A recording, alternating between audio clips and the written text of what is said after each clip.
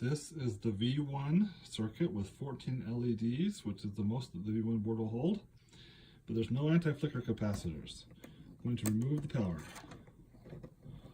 Put it back on, remove it, put it back on, remove it. So you see it's pretty much instantaneous. This is the V1 circuit. All these V1 circuits have a 2.2K dimming resistor. And again, 14 LEDs. This is a single 1000 UF capacitor. And this is what it looks like when I remove the power. Removing the power now. Put it back on. Removing the power now. So I'm going to touch the power on and off really fast. It's on, and then you can see very slight. That's what it would be like if the train was getting flickered. You wouldn't really notice it, though technically you're getting a slight amount of dimming each time. I will next try a 680.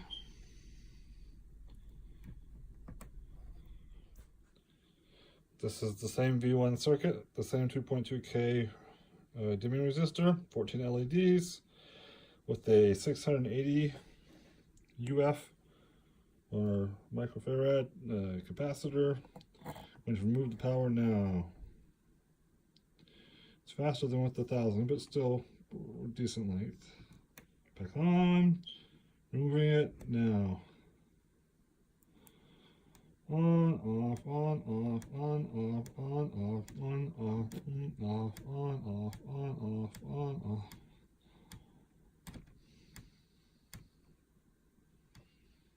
On, off, on, off, on, off, on, off. That might work.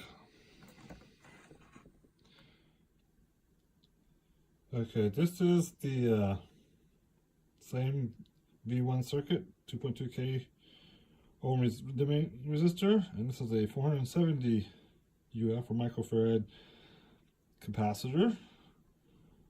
I'm going to remove it now. It's faster, but still there's a length there. Put it back on, off, on, off, on, off, on, off. On, off, on, off, on, off, on, off, on, off, on, off, on, off, on, off, on, off, on, off. So this is the actual V1 board. Nominally there's 630 microfarads or UF on here, though when I measure it with my meter, I'm only getting about 430. They may hit the specs on these maybe 20% or something like that, so if all of them were low, then we could be off by a bunch. I'm going to remove the power,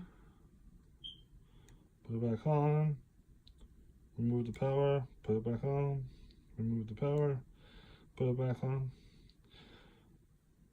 Again, this has also a 2.2 resistor in it installed.